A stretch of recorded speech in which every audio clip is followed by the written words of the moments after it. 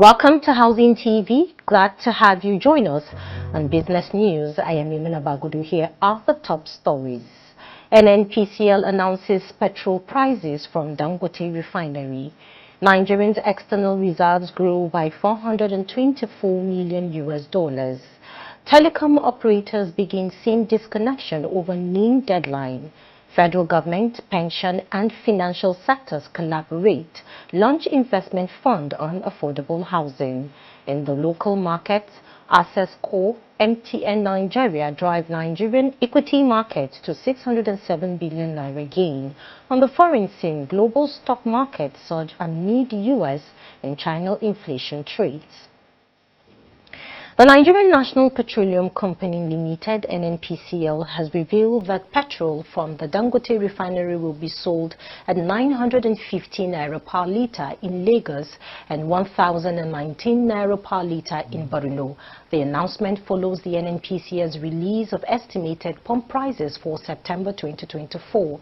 NNPCL emphasized that the pricing follows the provisions of Petroleum Industry Act, with prices determined through direct negotiations. The company confirmed payment to Dangote Refinery in US dollars, with naira transactions starting in October 2024. Petrol prices in other regions will range from 960 naira per litre in the south to 999 naira in Abuja, Kano and Sokoto. This follows NNPCL's loading of 16.8 million litres from the Dangote Refinery. Nigeria's external reserves increased by $424.68 million between August 30th and September 10th, reflecting a positive financial outlook. The Central Bank of Nigeria's report shows that reserves rose from $36.305 billion to $36.730 billion, a 1.17% gain. Despite a minor dip of $61 million on September 2nd, reserves recovered steadily, reaching $36.337 billion by September 5th. The reserves are essential for stabilizing the naira and managing the country's external obligations. The steady growth highlights improved financial resilience, especially as the reserves play a critical role in supporting imports and external debt management. The Depot and Petroleum Products Marketers Association of Nigeria (DAPMAN) has denied claims that the reported Dangote refinery to President Bola Tinubu over low diesel prices. Dangote's Vice President Davakumar Edwin had alleged the marketers raised concerns about the refinery's pricing affecting their businesses. Edwin also mentioned that many oil marketers are boycotting the refinery's diesel and aviation fuel, forcing Dangote to export more of its products due to low local patronage. The refinery reportedly faces challenges selling diesel locally, with only 29 tankers sold per day, according to Edwin. Telecom operators have started disconnecting phone lines non-linked to National Identification Numbers (NIN), following the Nigerian Communications Commission's (NCC) September 14th deadline. The NCC has urged subscribers to update their details to avoid disruption. As of March 2024, about 66 million lines remain unlinked to NIN, putting them at risk of disconnection. A previous disconnection in July caused widespread disruptions, but the deadline has now passed with no extension expected. NCC officials have dismissed any chances of another grace period, urging subscribers to complete the process despite challenges at NIN registration centers.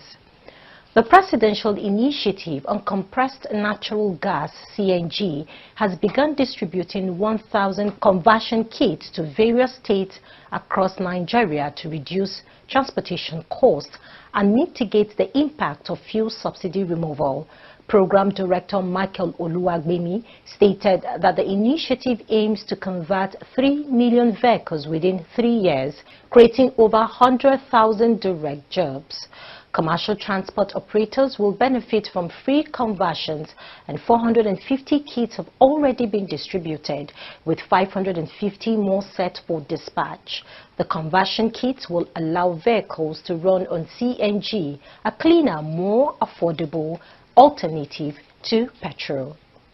The federal government has launched the Ministry of Finance Incorporated Real Estate Investment Fund, MRIF, aiming to provide affordable housing by collaborating with the pension and financial sectors.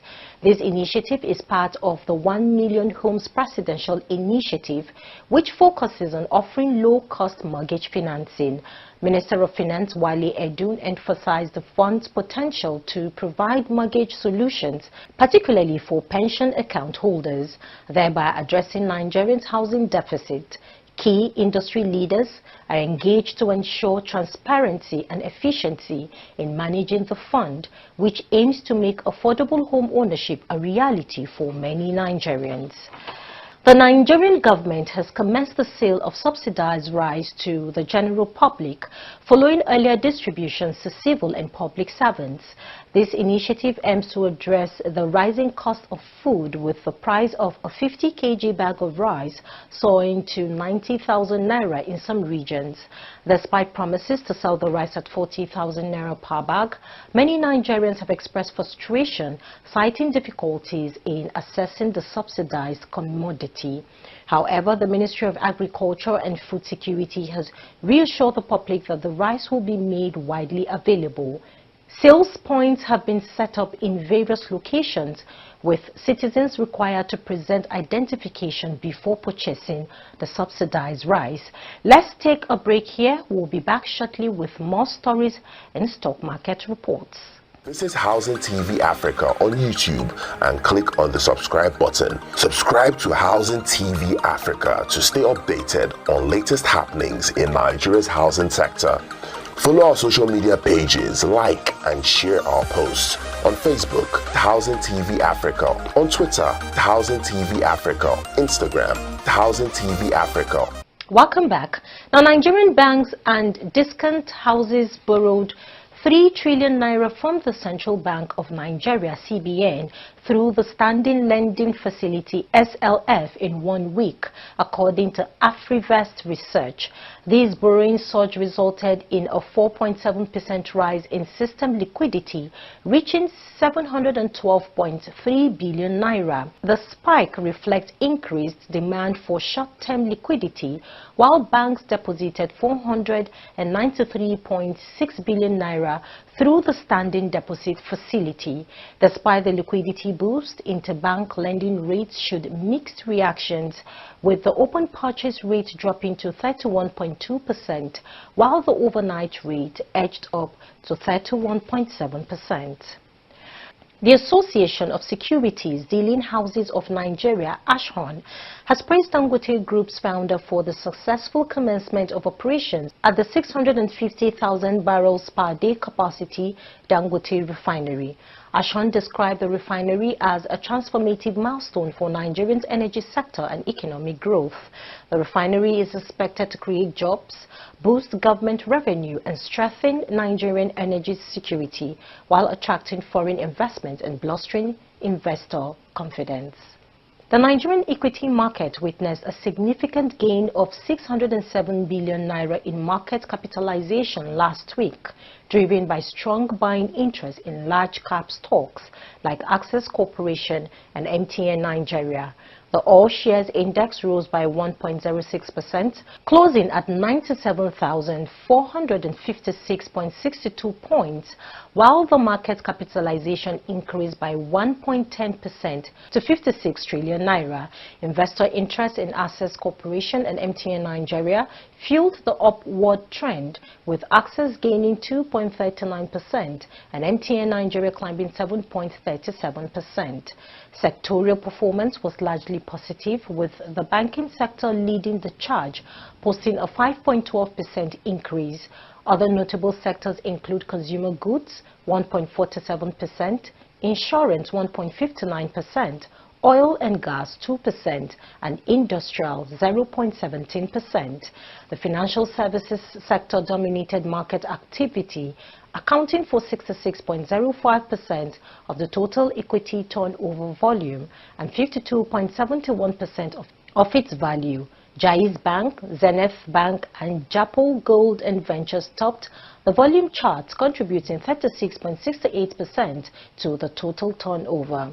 In the same period, 52 equities saw price increases, while 31 declined, with 68 remaining unchanged. Meanwhile, the federal government saving bonds were listed on the Nigerian exchange on September 12, following a previous week's loss of 83 billion naira in market capitalization. Global stock markets surged this week, supported by inflation data from the US and China, which raised expectations of a possible interest rate cut by the Federal Reserve. US inflation for August showed a modest 0.2% month-on-month increase and a year-on-year rise of 2.5%, down from 2.9%, fostering speculations of an impending rate cut. The slowing inflation trend in China has further boosted market optimism, leading to a rise in major indices. The US S&P 500 gained 3.8%, while the Nasdaq surged by 5.7% as investors anticipated more liquidity entering global markets. Analysts at Afrivest suggested that a potential rate cut by the Fed could strengthen global equities, providing additional liquidity to markets and promoting economic growth across sectors. That's the much we can take on Business News on Housing TV Africa. But before we go, here is a recap of our top stories. NNPCL announces petrol prices from Dangote Refinery. Nigerians' external reserves grew by $424 million. Telecom operators begin seeing disconnection over new deadline. Federal government, pension and financial sectors collaborate, launch investment fund on affordable housing. In the local market access call, MTN Nigeria drive Nigerian equity market to 607 billion naira gain. On the foreign scene, global stock market surge amid US and China inflation trends.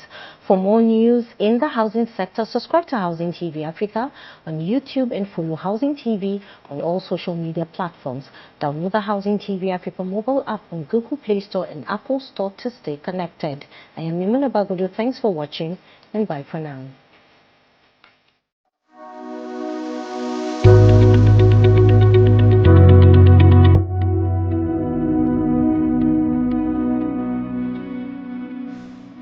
This is Housing TV Africa on YouTube and click on the subscribe button. Subscribe to Housing TV Africa to stay updated on latest happenings in Nigeria's housing sector.